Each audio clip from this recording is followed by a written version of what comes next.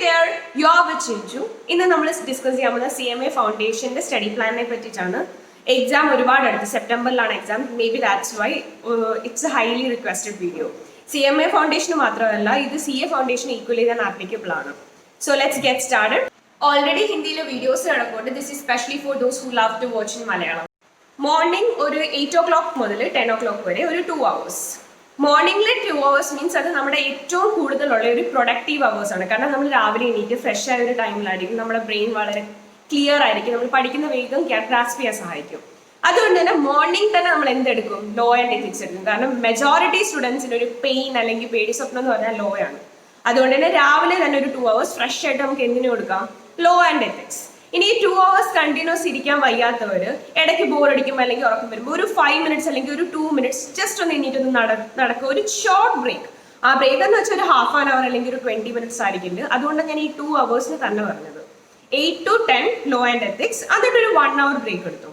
ഒരു 1 hour കഴിഞ്ഞു. Next set നമ്മൾ എടുക്കാൻ പോകുന്ന ഒരു 11 o'clock മുതൽ 1 o'clock വരെയാ. ആ ഒരു 2 hours നമ്മൾ എടുക്കാൻ പോകുന്ന പേപ്പർ അക്കൗണ്ടിങ് ആണ്, ന്യൂമറിക്കൽ പേപ്പർ ആണ്. കാരണം എന്താ, 1 o'clock അടുക്കുമ്പോൾ തന്നെ ഒരു ഉച്ചമയമൊക്കെ വരുന്നില്ല. അപ്പൊ നമുക്ക് ഉറക്കം വരും, ക്ഷീണം വരും, അല്ലെങ്കിൽ ടയർഡ്നെസ് തോന്നും. അതുകൊണ്ട് ഒരു ന്യൂമറിക്കൽ പേപ്പർ ആണ് ബെറ്റർ. കാരണം നമ്മൾ ആ സമയത്ത് ലോ അല്ലെങ്കിൽ കട്ട തിയറി എടുത്തുകൊണ്ടിരുന്നാൽ നമുക്ക് ബോറടിക്കും, വേഗം ഉറക്കം വരും, അതിനുള്ള ചാൻസസ് ഉണ്ട്. അതുകൊണ്ട് ആ സമയത്ത് നമ്മൾ എന്തെടുക്കാൻ പോകുന്നത്? അക്കൗണ്ടിങ് എടുക്കാൻ പോകുന്നത്. അക്കൗണ്ടിങ് എടുത്ത് ഒരു 2 hours മാക്സിമം എല്ലാം സോൾവ് ചെയ്ത് നമുക്ക് പഠിക്കാൻ ഇമ്പോർട്ടൻറ്റ്. എപ്പോഴും നമ്മൾ ഏറ്റവും ടോപ്പ് പ്രയോറിറ്റി കൊടുക്കേണ്ടത് എന്താണ്? ഏറ്റവും കൂടുതൽ ഇമ്പോർട്ടൻറ്റ് പോർഷൻസിനാണ്. പിന്നെ ആ ഒരു ABC ടോപ്പ് ഏറ്റവും കൂടുതൽ ഇമ്പോർട്ടൻ്റ് ആയിട്ടുള്ള ഏരിയ കാറ്റഗറൈസ് ചെയ്യണം. A, ദെൻ ഒരു മീഡിയം ആ ഒരു റേഞ്ച് വരുന്ന B, then C least important. CA വിടരുത്. എല്ലാം ഈക്വലി തന്നെ എല്ലാം കവർ ചെയ്യണം. എൻറ്റയർ സിലബസിന്റെ കവറേജ് വേണം. പക്ഷേ ഏറ്റവും കൂടുതൽ ഇമ്പോർട്ടൻ്റ് ആയിട്ടുള്ള ഏരിയസ് നല്ല പ്രോപ്പറായിട്ട് നല്ല തറോ ആയിട്ട് തന്നെ റിവൈസ് ചെയ്തിരിക്കണം, അല്ലെങ്കിൽ നല്ലപോലെ പഠിച്ചിരിക്കണം. ഓൾറൈറ്റ്, അപ്പൊ നമ്മുടെ സെക്കൻഡ് സെറ്റ് കഴിഞ്ഞു. അപ്പൊ ഇത്രയൊക്കെ പഠിച്ചില്ല, നമുക്ക് ഒരു ലോങ് ബ്രേക്ക് എടുക്കാം. ഒരു 2 hours ബ്രേക്ക് എടുക്കാം. 1 o'clock മുതൽ ഒരു 3 o'clock വരെ. ആ 2 hours നിങ്ങൾക്ക് ലഞ്ച് ഒക്കെ കഴിച്ച് വേണമെങ്കിൽ ഒന്ന് ആ ബ്രേക്ക് നിങ്ങൾക്ക് എങ്ങനെ വേണേൽ എടുക്കാം. പിന്നെ എക്സാം അല്ലെങ്കിൽ സ്റ്റഡീസിൽ നിന്ന് ഡിസ്ട്രാക്ട് ആവാൻ പാടില്ല എന്നുള്ള തോട്ട് ഉള്ളവരാണെങ്കിൽ സ്റ്റഡി ബ്രേക്സ് എന്ന് പറഞ്ഞ വീഡിയോ ചെയ്തിട്ടുണ്ട്. അതിനകത്ത് ഡീറ്റെയിൽ ആയിട്ട് ഒരുപാട് ബ്രേക്സിനെ പറ്റി പറഞ്ഞിട്ടുണ്ട്. എന്തൊക്കെ കൈൻഡ് ഓഫ് ബ്രേക്സ് എടുത്താൽ സ്റ്റഡിയിൽ നിന്ന് ഡീവിയേറ്റ് ആവത്തുമില്ല, നമ്മൾ ആ ഒരു കണ്ടിന്യൂവേഷൻ നമുക്ക് കിട്ടുകയും ചെയ്യും. ഓൾറൈറ്റ്, അത് കണ്ടാൽ മതി. ഞാൻ അതിൻ്റെ ലിങ്ക് ഡിസ്ക്രിപ്ഷൻ ബോക്സിൽ ഇട്ടേക്കാം. അപ്പം നമ്മൾ 1 o'clock മുതൽ 3 o'clock ഉറങ്ങേണ്ടവർക്ക് ഉറങ്ങണം. ഉച്ചയ്ക്ക് ഉറങ്ങുന്ന ക്ഷീണം ഉണ്ടെങ്കിൽ ഒരു 2 hours ഉണ്ട്. നമുക്ക് 1.5 hour ഉറങ്ങിക്കഴിഞ്ഞാൽ, ഉറങ്ങിയിട്ട് എണീക്കുവാണെങ്കിൽ തീർച്ചയായിട്ടും കുളിച്ചിട്ടിരിക്കുന്നതായിരിക്കും ബെറ്റർ. അല്ലെങ്കിൽ ആ ഒരു ലോങ് നിദ്രയുടെ ഒരു ഹാങ് ഓവർ കാരണം നമുക്ക് പഠിത്തത്തിലേക്ക് കോൺസെൻട്രേറ്റ് ചെയ്യാൻ പറ്റത്തില്ല. അപ്പൊ നമ്മുടെ തേർഡ് സെറ്റ്, അതായത് നെക്സ്റ്റ് സെറ്റ് എന്താണ്? 3 to 5 ആണ്, ഒരു 2 hours. അതിലൊരു 1 hour നമ്മൾ എക്കണോമിക്സ് പഠിക്കും, ഒരു 1 hour ബിസിനസ് മാനേജ്മെന്റ് പഠിക്കും.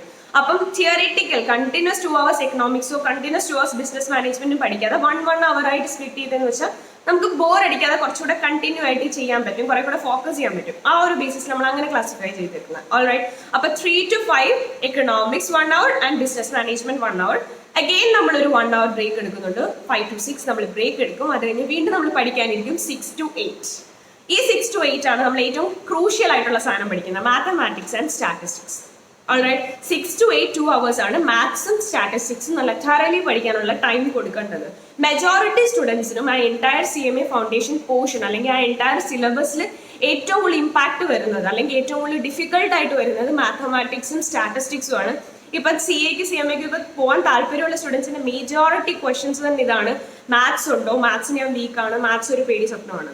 അതേപോലെ തന്നെ മാത്സിനെ പേടിക്കുന്നവരാണെങ്കിൽ ഡെഫിനറ്റ്ലി ഈ സബ്ജക്റ്റിൽ ഒരുപാട് ഫോക്കസ് ചെയ്യണം. നല്ല തറോ അണ്ടർസ്റ്റാൻഡിങ് വേണം, മാക്സിമം പ്രാക്ടീസ് ചെയ്യാം. ന്യൂമറിക്കൽ സബ്ജക്ട്സ് നമുക്ക് ബെസ്റ്റ് കിട്ടണമെങ്കിൽ അല്ലെങ്കിൽ നമുക്ക് ടോപ്പ് വരണമെങ്കിൽ എന്താ ചെയ്യേണ്ടത്? പ്രാക്ടീസ്. കോൺസെപ്റ്റ് ക്ലാരിറ്റി വേണം, പ്ലസ് അതിന് ഇന്നഫ് ആയിട്ടുള്ള പ്രാക്ടീസ് വേണം. ഓൾറൈറ്റ്, അതിൽ നമ്മൾ പഠിച്ചത് മാത്തമാറ്റിക്സ് ആൻഡ് സ്റ്റാറ്റിസ്റ്റിക്സ് ആണ് 6 to 8. അത് കഴിഞ്ഞിട്ട് ഒരു 8 to 9 ഒരു 1 hour അഗെയിൻ ബ്രേക്ക് എടുത്തു. അത് കഴിഞ്ഞിട്ട് നമ്മൾ വീണ്ടും ഒന്ന് പഠിക്കാനൊന്ന് സ്ലോ മോഡിലൊക്കെ വന്നിരിക്കും. 9 to 10 അല്ലെങ്കിൽ 9 to 11 വീണ്ടും ഒരു 2 hours ഔട്ട്പുട്ട്. ഈ 9 to 11 2 hours ഞാൻ ഉദ്ദേശിക്കുന്നത് നമ്മൾ ഓൾറെഡി എൻറ്റയർ സിലബസിലെ 4 സബ്ജക്റ്റും കവർ ചെയ്ത് വന്നു. റൈറ്റ്, ഈ കവർ ചെയ്ത സബ്ജക്റ്റിനെ നമ്മൾ എന്ത് ചെയ്യണം? റിവൈസ് ചെയ്യണം. ഈ 2 hours, അതായത് ഈ എൻറ്റയർ ഡേയിൽ നമ്മൾ ഈ 4 സബ്ജക്റ്റിലെ എന്തെല്ലാം പോർഷൻസ് പഠിക്കുക എന്ന് വെച്ചാൽ എന്താ? സമ്മറി നോട്ട്സ് ഉണ്ടാക്കുക, അതിൻ്റെ കൂടെ തന്നെ ഷോർട്ടായിട്ട് എന്തെങ്കിലുമൊക്കെ ഇമ്പോർട്ടൻറ്റ് പോയിന്റ്സ് എഴുതുക, ഹൈലൈറ്റ് ചെയ്ത് വിടുക, അങ്ങനെ ഒരുപാട് കാര്യങ്ങൾ, ഒരുപാട് കുഞ്ഞു കീ പോയിന്റ്സ് ഒക്കെ കാണും, ഓർത്ത് വെക്കേണ്ട ഫോമുലാസ് കാണും.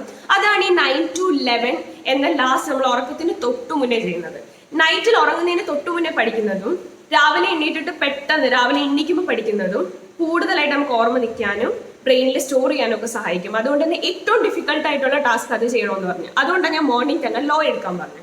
അതേപോലെ നൈറ്റ് നമ്മൾ എൻറ്റയർ ഡേ പഠിച്ച കാര്യങ്ങൾ അന്ന് തന്നെ നൈറ്റ് നമ്മൾ റിവൈസ് ചെയ്യുമ്പോൾ അത് കുറെ കൂടെ തറവായിട്ടിരിക്കും, നമുക്ക് വളരെ ഷാർപ്പായിട്ട് ഓർമ്മ നിൽക്കാൻ സഹായിക്കും. അതുകൊണ്ട് എന്ത് ചെയ്യണം, ലാസ്റ്റ് 2 hours, അതായത് 9 to 11, ആ 2 hours ആ എൻറ്റയർ ഡേയിൽ നമ്മൾ പഠിച്ച് എല്ലാ സബ്ജക്റ്റും അത് കംപ്ലീറ്റ് ആയിട്ട് വീണ്ടും ചെയ്തു നോക്കാനോ A to Z വായിച്ചു നോക്കാനോ അല്ല പറയുന്നത്. നമ്മൾ അതേ ഗോ ത്രൂ ചെയ്യുമ്പോൾ ഇമ്പോർട്ടൻ്റ് ആയിട്ടുള്ള മാർക്ക് ചെയ്ത് പോർഷൻസും ഹൈലൈറ്റഡ് പോർഷൻസ് ഫോർമുലാസ് അതെല്ലാം ഒന്ന് ജസ്റ്റ് ഗോ ത്രൂ ചെയ്ത് കംപ്ലീറ്റ്ലി ഒന്ന് റിവൈസ് ചെയ്ത് ഓക്കെ ഫൈൻ ഇവിടുന്ന് എന്ത് രീതിയിൽ എങ്ങനെയൊക്കെ ചോദിച്ചാലും എനിക്ക് പ്രോപ്പറായിട്ട് എഴുതാൻ പറ്റും, എൻ്റെ ആൻസർ കറക്റ്റ് ആയിരിക്കും, ആ ഒരു കോൺഫിഡൻസ് കിട്ടാൻ വേണ്ടിയിട്ടാണ് പറഞ്ഞത്. ഓൾറൈറ്റ്, അപ്പം 9 to 11 കഴിയുമ്പോൾ നമുക്ക് ഉറങ്ങാം. 11 o'clock മുതൽ മോർണിംഗ് വരെ ഉറങ്ങാം. ഒരു 11 to 8 ആണ് ഞാൻ സ്ലീപ്പിംഗ് അവേഴ്സ് ഇട്ടേക്കുന്നത്. ഈ സ്റ്റഡി പ്ലാൻ നമ്മൾ എൻറ്റയറിറ്റിയിൽ ഒരു 10 hours സ്റ്റഡി പ്ലാൻ ആണ് ഞാൻ ഈ പറഞ്ഞേക്കുന്നത്. ഈ 10 hours സ്റ്റഡി പ്ലാൻ കേൾക്കുമ്പോൾ ഒരുപാട് സ്റ്റുഡൻസിൻ്റെ ഡിഫറെൻറ്റ് കൈൻഡ് ഓഫ് ക്വസ്റ്റ്യൻസ് വരും. ഫസ്റ്റ് വരുന്ന തന്നെ CMA ഫൗണ്ടേഷൻ അല്ലേ, ഫസ്റ്റ് ലെവൽ അല്ലേ, 10 മണിക്കൂറൊക്കെ പഠിക്കണോ, അത് ഒരുപാട് കൂടുതൽ അല്ലെങ്കിൽ അത്രയും പഠിച്ചാലേ ജയിക്കുമോ എന്നുള്ള ക്വസ്റ്റ്യൻസ് ആയിരിക്കും. ഫസ്റ്റ് ക്വസ്റ്റ്യൻ അതായിരിക്കും. സെക്കൻഡ് എന്ന് പറയുമ്പോൾ എന്നെ കൊണ്ട് ഒരു രക്ഷയില്ല, ഞാൻ എങ്ങനെ ഇരുന്നാലും ഒരു 5 മണിക്കൂറേ പഠിക്കാൻ പറ്റും, അതിൽ കൂടുതൽ എന്നെ കൊണ്ട് പറ്റത്തില്ല. അപ്പൊ പ്രൊപ്പോർഷൻ ആയിട്ട് നമുക്ക് കൺവേർട്ട് ചെയ്തെടുക്കാം. ഞാൻ ഈ പറഞ്ഞ സ്റ്റഡി പ്ലാൻ 10 hours ആണ്, റൈറ്റ്? അപ്പൊ 10 മണിക്കൂർ 10 hours വെച്ച് നമ്മൾ 20 days ആണ് പഠിക്കാൻ ഉദ്ദേശിക്കുന്നതെങ്കിൽ നേരെ ഹാഫ് വിച്ച് മീൻസ് 5 hours വെച്ച് പഠിക്കാനാണെങ്കിൽ അതിന്റെ ഇരട്ടി പഠിക്കുക, ഇരട്ടി നമ്പർ ഓഫ് ഡേയ്സിലേക്ക് കൺവേർട്ട് ചെയ്താൽ പോരെ. 40 days പഠിക്കുക. 20 days പ്ലാനാണ് ഞാൻ 10 hours വെച്ച് പറഞ്ഞിരിക്കുന്നെങ്കിൽ ഞാനൊരു എക്സാമ്പിളായിട്ട് നിങ്ങൾക്ക് ആ പ്രൊപ്പോർഷൻ കാൽക്കുലേറ്റ് ചെയ്യാൻ വേണ്ടിയിട്ട് മനസ്സിലാവാൻ പറയുവാണ്. സപ്പോസ് 10 hours വെച്ച് 20 days ആണെങ്കിൽ 5 hours മീൻസ് നേരെ ഹാഫ്, അപ്പോൾ double the number of days which means നിങ്ങൾ 40 days പഠിക്കുക. ഓൾറൈറ്റ്, അപ്പോൾ പ്രൊപ്പോർഷൻ കണ്ടിന്യൂസ് ഇരിക്കാൻ ബുദ്ധിമുട്ടുള്ള സ്റ്റുഡൻസിന്റെ കേസിൽ സെക്കൻഡ് ക്വസ്റ്റ്യൻ എന്താണ്, ഇത്രയും മണിക്കൂർ പഠിക്കേണ്ട കാര്യമുണ്ടോ? ഓരോ സ്റ്റുഡൻറ്റും യുണീക്ക് ആണ്. ഞാനൊരു ബിലോ ആവറേജ് സ്റ്റുഡൻറ്റ് അല്ലെങ്കിൽ ഒരു ആവറേജ് സ്റ്റുഡൻറ്റിന് കേസിൽ ഇത്രയും പഠിച്ചാൽ നല്ലതായിരിക്കും, നിങ്ങൾക്ക് ഹൈലി സ്കോർ ചെയ്യാൻ പറ്റുമെന്നുള്ള രീതിയിലാണ് പറഞ്ഞത്. ഞാനൊരു സ്കെച്ചാണ് പറഞ്ഞിരിക്കുന്നത്, ഒരു സ്റ്റഡി പ്ലാൻ ആണ്. നിങ്ങളുടെ കൺവീനിയൻസ്, നിങ്ങൾക്ക് അറിയാലോ ഓരോ സ്റ്റുഡൻറ്റ് യൂണിക് ആണ്, ഓരോരുത്തർക്കും ഒരുപാട് വീക്ക്നെസ് ഉണ്ട്, അതിലേറെ സ്ട്രെങ്ത്സും ഉണ്ട്. അതിനനുസരിച്ച് ഐഡന്റിഫൈ ചെയ്തിട്ട് ഇത്ര അവേഴ്സ് വേണോ. ചിലർക്ക് തോന്നാൻ 10 hours പഠിച്ചിട്ട് കാര്യമില്ല, അതിൽ കൂടുതൽ പഠിക്കണമായിരിക്കും, കാരണം ലാസ്റ്റ് ഇനി ഒരു 1 month പോലും ഇല്ലല്ലോ, ഫുൾ ടൈം പഠിക്കാൻ തോന്നുന്നു. വെരി ഗുഡ്, പഠിച്ചോളൂ, നോ ഇഷ്യൂസ്. അപ്പൊ നിങ്ങൾക്ക് എങ്ങനെയാണ് നിങ്ങളുടെ കൺവീനിയൻസിനനുസരിച്ച്, നിങ്ങളുടെ കംഫോർട്ടിന്, നിങ്ങളുടെ കാലിബറിനും അനുസരിച്ച് ഈ നമ്പർ ഓഫ് അവേഴ്സിനെ കുറയ്ക്കുകയോ കൂട്ടുകയോ ചെയ്യാം.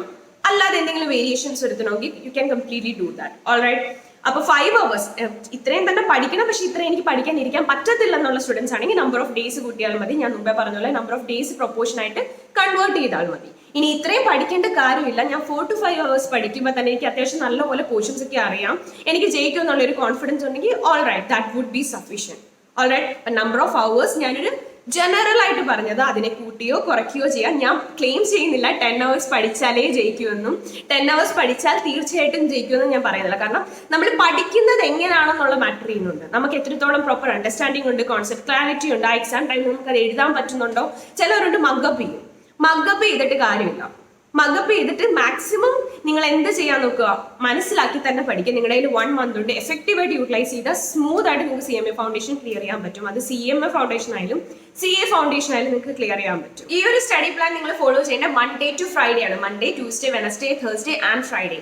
ഈ എൻറ്റയർ വീക്കിൽ നിങ്ങൾ എത്രത്തോളം പഠിച്ചിട്ടുണ്ട് അത് സാറ്റർഡേയിൽ ഫുൾ ആയിട്ട് റിവൈസ് ചെയ്യുക. കുത്തിയിരുന്ന് പഠിച്ച ആ ഒരു വീക്കിലെ കംപ്ലീറ്റ് കാര്യങ്ങൾ നല്ല തറോ ആയിട്ട് റിവൈസ് ചെയ്യുക. സാറ്റർഡേ നിങ്ങൾ അതാണ് ചെയ്യേണ്ടത്. ആൻഡ് ദെൻ സൺഡേയിൽ നമുക്ക് എക്സാംസ് അവൈലബിൾ ആണെങ്കിൽ മാക്സിമം എക്സാംസ് എഴുതുക, മാക്സിമം അറ്റൻഡ് ചെയ്യാൻ നോക്കുക. മോക്ക് ടെസ്റ്റ് വല്ല അവൈലബിൾ ആണെങ്കിൽ മോക്ക് ടെസ്റ്റ് അറ്റൻഡ് ചെയ്യുക. സൺഡേസിൽ നിങ്ങൾ അതാണ് ചെയ്യേണ്ടത്. അങ്ങനെ ആ എൻറ്റയർ വീക്ക് റിപ്പീറ്റേറ്റീവ് ആയിട്ട് ചെയ്താൽ മതി. സെപ്റ്റംബറിലാണ് എക്സാം, സെപ്റ്റംബർ 1st വീക്കിൽ തന്നെ എക്സാം വരുന്നുണ്ട്. സോ ഒബ്വിയസ്ലി ടൈം കളയാനില്ല, റിഗ്രറ്റ് ചെയ്യുന്ന ഒരു സിറ്റുവേഷൻ വരല്.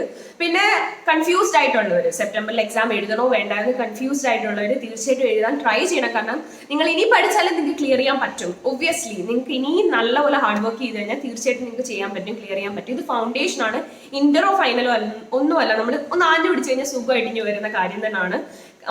ഏറ്റവും വലിയ അഡ്വാൻറ്റേജ് എന്ന് വെച്ചാൽ കംപ്ലീറ്റ്ലി MCQs ആണ്. അല്ലാതെ ലോജിക്കൽ റീസണിങ്ങോ ഡിസ്ക്രിപ്റ്റീവ് ക്വസ്റ്റ്യൻസോ അങ്ങനെ ഒന്നുമില്ല, കംപ്ലീറ്റ് ആയിട്ട് MCQ ക്വസ്റ്റ്യൻസ് ആണ്. അപ്പം നല്ല കിഡിലനായിട്ട് പ്രാക്ടീസ് ചെയ്ത് സ്റ്റഡി മെറ്റീരിയൽസും എക്സ്ട്രാ റെഫറൻസും ഒക്കെ ഉണ്ടെങ്കിൽ നമുക്ക് സുഖമായിട്ട് ക്ലിയർ ചെയ്തെടുക്കാൻ പറ്റുന്നതാണ്. ഇനി ഇതൊരു ഹെക്ടിക് ഷെഡ്യൂൾ ആയിട്ട് തോന്നുന്നെങ്കിൽ ഇത് ആക്ച്വലി ഹെക്ടിക് അല്ല.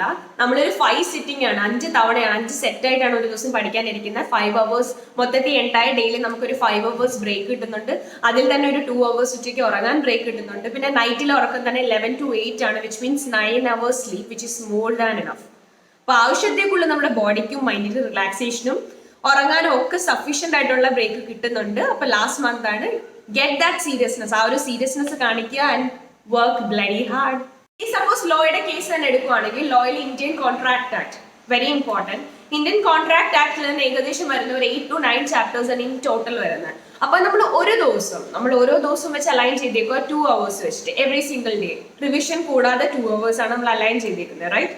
അപ്പൊ ഈ 2 hours എടുത്തിട്ട് ഒരു ചാപ്റ്റർ വെച്ച് തന്നെ thoroughly പഠിക്കണം. എവിടുന്ന് എങ്ങനെയൊക്കെ ചോദിച്ചാലും എഴുതാൻ പറ്റണം, ആ ലെവലിൽ പഠിക്കണം.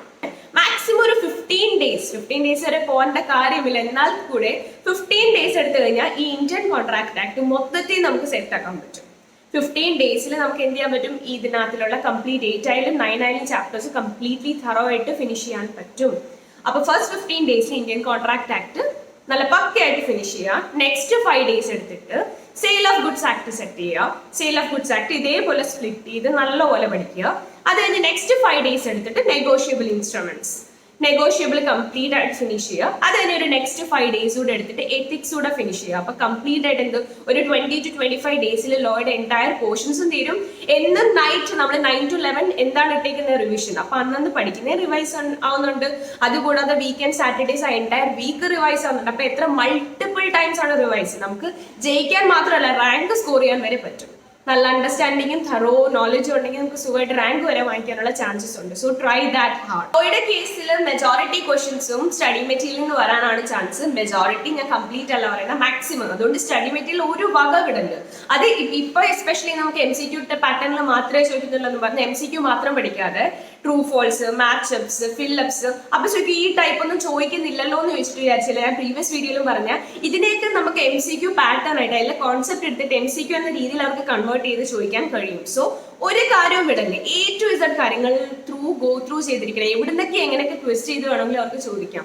So study material should be priority. Alright. ഇനി എക്കണോമിക്സിന്റെ മാനേജ്മെന്റ് സെക്കൻഡ് സെറ്റിന്റെ കേസിൽ എക്കണോമിക്സ് ആൻഡ് ബിസിനസ് മാനേജ്മെന്റിന്റെ കേസിലും ലോയുടെ ഇതേ ഒരു പാറ്റേൺ വെച്ചിട്ട് സ്പ്ലിറ്റ് ചെയ്ത് പഠിച്ച അതേ ഒരു പ്രൊസീജിയർ തന്നെ ഫോളോ ചെയ്താൽ മതി. പിന്നെ വരുന്നത് നമ്മുടെ മാത്തമാറ്റിക്സ് ആൻഡ് സ്റ്റാറ്റിസ്റ്റിക്സ് ആണ്. മാത്തമാറ്റിക്സിന്റെയും സ്റ്റാറ്റിസ്റ്റിക്സിന്റെയും കേസിൽ സ്റ്റഡി മെറ്റീരിയലിൽ നിന്ന് മാത്രമാണ് ചോദിക്കുന്നത് എന്ന് നമുക്ക് പറയാൻ പറ്റത്തില്ല. So it is advisable to do സ്കാനേഴ്സിലൂടെ മാത്സിന്റെയും സ്റ്റാറ്റിന്റെയും ഒക്കെ ക്വസ്റ്റ്യൻസ് ചെയ്തിട്ട് പോവുകയാണെങ്കിൽ that would be more beneficial. Short questions, MCQ questions എല്ലാം മാക്സിമം സ്കാനേഴ്സിലൂടെ കവർ ചെയ്താൽ ദാറ്റ് വുഡ് ബി ബെറ്റർ. അപ്പം നമ്മൾ സ്കാനേഴ്സിൽ എങ്ങനെയൊക്കെ ചെയ്യണം, 2016 മുതൽ ഒരു 2019 വരെയുള്ള കംപ്ലീറ്റ് ക്വസ്റ്റ്യൻസ് ഒന്ന് ഗോ ത്രൂ ചെയ്യുക, മാക്സിമം ചെയ്യാൻ നോക്കുക. അത് സ്കാനേഴ്സിൽ നിന്നായാലും സ്റ്റഡി മെറ്റീരിയലിലെ ഈച്ച് ആൻഡ് എവറി ക്വസ്റ്റ്യൻ എല്ലാ ക്വസ്റ്റ്യനും ചെയ്തിരിക്കണം, എക്സാമ്പിൾസ് അടക്കം ചെയ്തിരിക്കണം സ്റ്റഡി മെറ്റീരിയലിൽ നിന്ന്. അത് മൾട്ടിപ്പിൾ ടൈംസ് ചെയ്യാൻ പറ്റുമെങ്കിൽ നമുക്ക് അത്രയും കോൺഫിഡൻസ് കിട്ടും. മാത്സ് ഒരു പേടിയായിട്ട് കൊണ്ട് നടക്കുന്നവർക്കൊക്കെ അതൊരു ഭയങ്കര ലെവൽ ഓഫ് റിലീഫ് ആയിരിക്കും, ഒരു കോൺഫിഡൻസ് ആയിരിക്കും. സോ മൾട്ടിപ്പിൾ ടൈംസ് ചെയ്യാൻ നോക്കുക, ഒരു ക്വസ്റ്റ്യൻ പോലും വിട്ടുപോകല്. Go through each and everything. ഒരുപാട് ടൈം കൺസ്യൂമിങ് കോംപ്ലിക്കേറ്റഡ് ക്വസ്റ്റ്യൻസിന്റെ പുറകെ പോകേണ്ട കാര്യമില്ല. പക്ഷെ ആ ഒരു കോൺസെപ്റ്റ് മനസ്സിലാക്കിയിരിക്കും. ഞാൻ പറഞ്ഞല്ലോ, ഒരു ലോങ് ലെങ്തി ക്വസ്റ്റ്യൻ, ഇപ്പം P&L അക്കൗണ്ട് പോലെ ഒരു ലോങ് ക്വസ്റ്റ്യൻ ചോദിക്കത്തില്ലെങ്കിൽ പോലും അതിനകത്തിലെ മൈന്യൂട്ട് അഡ്ജസ്റ്റ്മെന്റ്സ്, ബാഡറ്റ്സ്, ഞാൻ പ്രീവിയസ് വീഡിയോയിൽ പറഞ്ഞ കാര്യമാണ്. ബാഡറ്റ്സ് അങ്ങനെ മൈന്യൂട്ട് ആയിട്ടുള്ള അഡ്ജസ്റ്റ്മെന്റ് മാത്രമായിട്ട് എടുത്തിട്ട് നമുക്ക് MCQ എന്ന ഫോമാറ്റിൽ ചോദിക്കാൻ ചാൻസസ് ഉണ്ട്. സോ മാത്സിന്റെ കേസിൽ ഞാൻ എന്താ പറയുന്നത്, ഈച്ച് ആൻഡ് എവറി ക്വസ്റ്റ്യൻ ചെയ്യണം, എല്ലാം ഇമ്പോർട്ടന്റ് ആണ്. അതേസമയം സ്റ്റാറ്റിന്റെ കേസിൽ ഒരുപാട് ക്വസ്റ്റ്യൻസ് ഉണ്ട്. എല്ലാ ക്വസ്റ്റ്യൻ ചെയ്യുന്ന പോസിബിൾ അല്ലെങ്കിൽ, നിങ്ങൾക്ക് പോസിബിൾ അല്ലെന്ന് തോന്നുവാണെങ്കിൽ ഈച്ച് ആൻഡ് എവറി കോൺസെപ്റ്റ്, എല്ലാ ചെറിയ കോൺസെപ്റ്റ്സ്, ഇപ്പൊ സീരീസ് തന്നെ 3 ടൈപ്പ് ഉണ്ടെങ്കിൽ ഓരോന്നിനും 2 ക്വസ്റ്റ്യൻ വെച്ച് ചെയ്യുക. എല്ലാ വെറൈറ്റി, എല്ലാ ഡിഫറെന്റ് കൈൻഡ് ഓഫ് കോൺസെപ്റ്റ്സിന് ഓരോന്നിനും 2 ക്വസ്റ്റ്യൻസ് വെച്ച് ചെയ്യുക. നിങ്ങൾക്ക് പ്രോപ്പർ ഒരു അണ്ടർസ്റ്റാൻഡിങ് കിട്ടുക. ഓക്കെ, കൺഫ്യൂഷൻ ഒന്നും ഇല്ലാതെ പറ്റുവാണെങ്കിൽ മുന്നോട്ട് പോവുക. 4 സ്റ്റഡി നോട്ട്സ് ഉള്ളെങ്കിൽ പോലും വളരെ ലെങ്തിയാണ് സ്റ്റാറ്റിസ്റ്റിക്സിന്റെ കേസ്. അതുകൊണ്ട് തന്നെ ഈ എൻറ്റയർ സ്റ്റഡി നോട്ട് അല്ലെങ്കിൽ ഈ എൻറ്റയർ 4 ചാപ്റ്റേഴ്സ് ഫിനിഷ് ചെയ്യാൻ നിങ്ങൾക്ക് ടോട്ടൽ തരുന്ന ടൈം 20 ഡേയ്സ് ആണ്. 20 ഡേയ്സിൽ A to Z കാര്യങ്ങൾ തറോ ആയിരിക്കണം. എവറിഥിങ് എല്ലാം പ്രോപ്പർ ആയിട്ട് മനസ്സിലാക്കി എല്ലാം ചെയ്ത് ഫിനിഷ് ചെയ്തിരിക്കണം. നെക്സ്റ്റ് വരുന്ന അക്കൗണ്ടിങ് ആണ്. അക്കൗണ്ടിങ്ങിൽ നിയർലി 20 മാർക്സ് കോസ്റ്റ് അക്കൗണ്ടിങ്ങിൽ നിന്നാണ് വരുന്നത്. ഇതേ കോസ്റ്റ് അക്കൗണ്ടിങ് ടോട്ടൽ ഒരു 3 ഡേയ്സ് ആണ്. ഈ 3 days complete cost accounting finish ചെയ്യണം.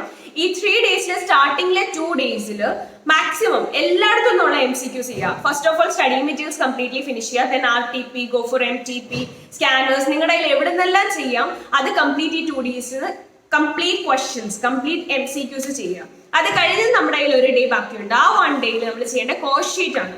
കോസ്റ്റ് ഷീറ്റ് നല്ല തറോ ആയിട്ട് പ്രിപ്പയർ ചെയ്യുക. കോസ്റ്റ് ഷീറ്റ് വരയ്ക്കാനും ചെയ്യാനൊന്നും ചോദിക്കത്തില്ലായിരിക്കും, MCQ ടൈപ്പ് ക്വസ്റ്റ്യൻസ് അല്ല, പക്ഷെ അതിലെ കോൺസെപ്റ്റും അതിലെ അഡ്ജസ്റ്റ്മെന്റ്സും എല്ലാം അറിയണം. അതിന്റെ ബേസിസിൽ നമുക്ക് MCQ ക്വസ്റ്റ്യൻസ് വരാം. സോ കോസ്റ്റ് ഷീറ്റ് നമുക്ക് എവിടെ നിന്നൊക്കെ പഠിക്കാം? സ്റ്റഡി മെറ്റീരിയൽ നിന്ന് പഠിക്കുക. അതിന് നിങ്ങൾക്ക് ടൈം കിട്ടുവാണെങ്കിൽ സ്കാനേഴ്സോടെ റെഫർ ചെയ്യുക. സ്കാനേഴ്സിലെ പാസ്റ്റ് ഇയേഴ്സിൽ നിന്ന് കോസ്റ്റ് ഷീറ്റ്സ് നല്ലപോലെ റെഫർ ചെയ്ത് പഠിക്കുക. അപ്പൊ നമ്മുടെ കോസ്റ്റ് അക്കൗണ്ടിങ് കഴിയും. അത് കഴിഞ്ഞ നെക്സ്റ്റ് പോർഷൻ ആണ് അക്കൗണ്ടിങ്. അക്കൗണ്ടിങ്ങിൽ ചെയ്യേണ്ടതെന്ന് വെച്ചാൽ ഏറ്റവും കൂടുതൽ ഇമ്പോർട്ടന്റ് ആയിട്ടുള്ള പോർഷൻസ് തറോ ആയിട്ട് പക്കയായിട്ട് പഠിക്കും. ഒന്നും തന്നെ ഞാൻ വിടാൻ പറയത്തില്ല, എൻറ്റയർ സിലബസ് നിങ്ങൾ ഫിനിഷ് ചെയ്തിരിക്കണം. പക്ഷേ ഇമ്പോർട്ടന്റ് ആയിട്ടുള്ള ഏരിയ മൾട്ടിപ്പിൾ റിവിഷൻസ്, നല്ല തറോ അണ്ടർസ്റ്റാൻഡിങ് വേണം. റിപ്പീറ്റഡ് ആയിട്ട് നല്ല പ്രോപ്പർ ആയിട്ട് പഠിച്ചു വെക്കണം. ബാക്കിയൊക്കെ ഒരുവിധം ഒന്ന് ഗോ ത്രൂ ചെയ്ത് മനസ്സിലാക്കി വിട്ടാലും മതിയായിരിക്കും, ടൈം കുറവാണെങ്കിൽ. ഓൾറൈറ്റ്. അപ്പൊ അക്കൗണ്ടിങ്ങിൽ ഏറ്റവും കൂടുതൽ ഇമ്പോർട്ടന്റ് ആയിട്ട് വരുന്നത് depreciation, rectification of errors, bill of exchange, bank reconciliation statements, ഇതൊക്കെയാണ് P&L ക്വസ്റ്റ്യൻസ് ചോയ്സ് വരാറായിരുന്നു പതിവ്.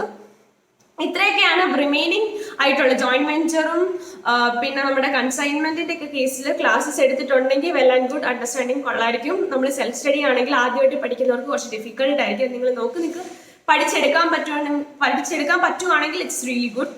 ബാക്കി പോർഷൻസ് അക്കൗണ്ടിങ് ബാക്കി പോർഷൻസും കവർ ചെയ്യാം. ഞാൻ സ്റ്റാർട്ടിങ്ങിൽ പറഞ്ഞ പോർഷൻസ് ആണ് കുറച്ചുകൂടെ ഇമ്പോർട്ടന്റ്.